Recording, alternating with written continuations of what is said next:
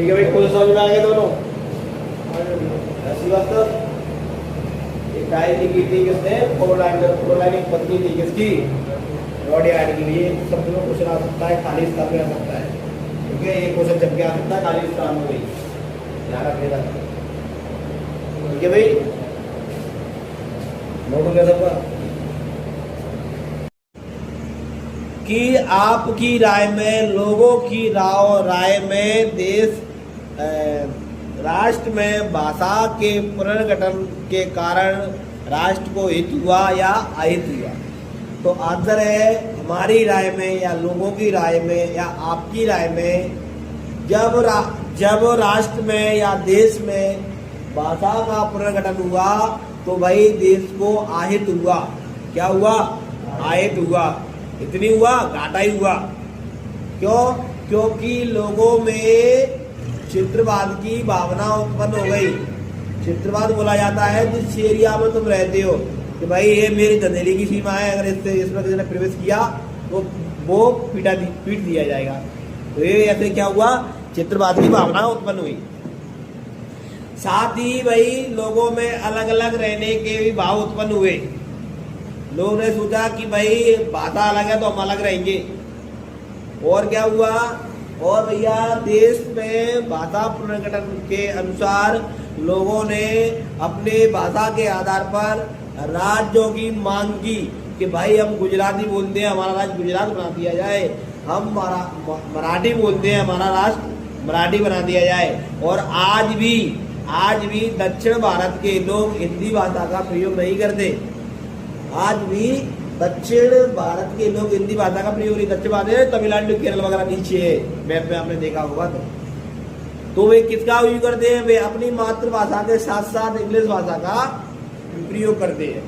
ठीक है, और भारत में अभी भी 28 राज्य और 8 केंद्र शासित प्रदेश विराजमान है या विद्यमान है या है।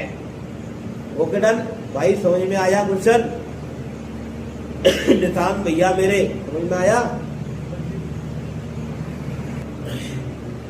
कि राष्ट्रवाद के लिए साची संस्कृति का होना आवश्यक है, आवश्यक नहीं है, समझाओ।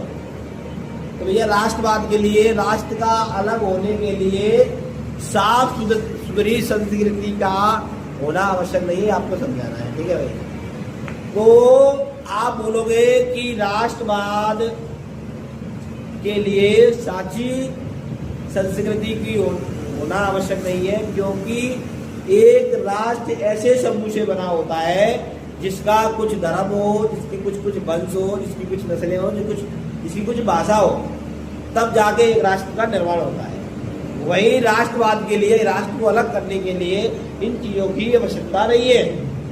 ना तो धर्म, ना तो भाषा, ना ही वंश, ना ही नस्ल। और आज भी आपने देखा होगा कई देशों में अलग अलग भाषाओं का प्रयोग किया जा रहा है, जैसे कि कनाडा में भाई आज की खुद की भाषा नहीं है, उसमें 2 भाषा बोली जाती है, अंग्रेजी और फ्रांसी भाषा का उपयोग करता है कनाडा। वही भारत में भी कई भाषाओं का उपयोग किया जाता है। कई राज्य आज ऐसे भी है जिसमें कई तरह के लोग रहते हैं, जिसकी नस्ल अलग होती है। कई राज्य ऐसे हैं जिसमें कई धर्म के लोग रहते हैं। आपने देखा होगा, अपना मध्य प्रदेश ले लो, एमपी में भैया हिंदू मुस्लिम सब रहते हैं, है ना। कई धर्म के लोग रहते हैं, कई भाषाओं के लोग रहते हैं, है ना। तो भैया इन सबको देखकर बोला जाता है कि राष्ट्रवाद के लिए साची संस्कृति की आवश्यकता नहीं होती है। Okay done. कल क्वेश्चन दोनों चाहिए, ऐसे मैं सुना रहा हूँ ऐसी नहीं भाई साहब, पिछवाड़ा उधेर दूंगा तुम्हारा, ध्यान रखना। हाँ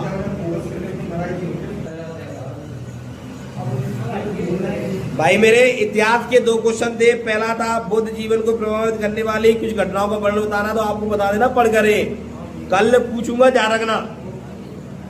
और दूसरा क्वेश्चन हमने समझाया था बुद्ध की शिक्षाओं का वर्ण बताओ। तो बुद्ध की शिक्षा निम्नलिखित है। पहली शिक्षा है क्या भैया? दुखवाद में कि भाई मानव का जीवन दुखों से भरा पड़ा है।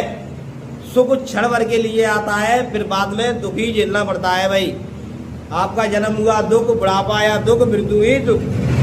अच्छी चीज मिल जाए तो नहीं सॉरी, बुरी चीज मिल जाए तो दुख, और अच्छी चीज चली जाए तो भी दुख।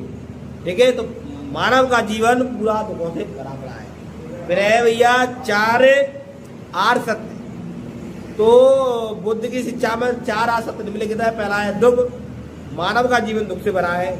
फिर है कारण क्या है, मोह माया। मोह माया, तुम मोह माया के चक्कर में पड़ोगे तो दुख आना कंपलसरी है। फिर है इसका निवारण, आप अष्टांग मार्ग अपनाओगे तो ये दुखों का निवारण हो सकता है। और फिर है तुम्हारा लास्ट है दुख निरोध मार्ग। दुख निरोध का मार्ग है कि आपको मानवता में जो चीजें है ना जिसमें आप भुले हुए हैं, ये मेरा पुत्र, ये मेरी पुत्री, ये मेरा बच्चा, ये मेरा भाई, ये मेरा बहन, तो ये सब को आपको त्यागना पड़ेगा, तब जाके आप दुख से मुक्त हो सकते हो। फिर है अष्टांग मार्ग। तो बौद्ध धर्म की शिक्षा में 8 मार्ग ऐसे हैं, अगर आप इसका पालन करोगे तो आप इन चीजों से मुक्त हो जाओगे। किससे? दुख से मुक्त हो जाओगे। तो 8 मार्ग में पहला है साम्य दृष्टि, तीसरा है साम दृष्टि, मतलब कि किसी पर गंदी नजर नहीं सिवा। भाई क्या बात है, काश। ठीक है, तो भैया साम्य दृष्टि सही होनी चाहिए आपकी। फिर साम्य संकल्प, दृढ़ निश्चय होना चाहिए कि मुझे टारगेट हासिल करना है। फिर साम्य वाक्य, वचन ऐसे बोलो कि आदमी को चुभे ना। साम्य कर्मान, मतलब कर्म अच्छे करो। साम अजीब, मतलब कि जीवन ऐसे जियो शांत तरीके से, अमन की तरह। शाम व्यायाम, रोज व्यायाम करो सुबह खड़े होके। ठीक है सर, अब तो 9 बजे जगते, व्यायाम कब करेंगे? व्यायाम करने के लिए 5 बजे जगना पड़ेगा। क्यों? 5 बजे व्यायाम से बोलते सुबह खड़े होने से ये होता है, 5 बजे व्यायाम करने से ये होता है कि आपको कार्बन डाइऑक्साइड का संपर्क नहीं मिलता, क्योंकि सारी गाड़ियां जो रात में वो बंद हो जाती है, ज्यादातर गाड़ियां, तो कार्बन डाइऑक्साइड कम हो जाती है, ऑक्सीजन मिलती है, इसलिए लोग सुबह ज्यादा व्यायाम करते हैं। ध्यान रखना इस बात का। शाम व्यायाम से मतलब है शाम स्मृति, और साम्य स्मृति मतलब कि अपनी याददाश्त बढ़ाओ, सोचने समझने की क्षमता बढ़ाओ। और साम्य चिंतन मनन, जो मैं बोलता चला रहा हूं, जो भाई चिंतन मनन करेगा उसका माइंड विकसित होगा। और ये सब इनकी 8 क्या है, अष्टांग मार्ग है। अगर इसको अपनाओगे तो दुख से आप छुटकारा पा लोगे। ठीक है भाई।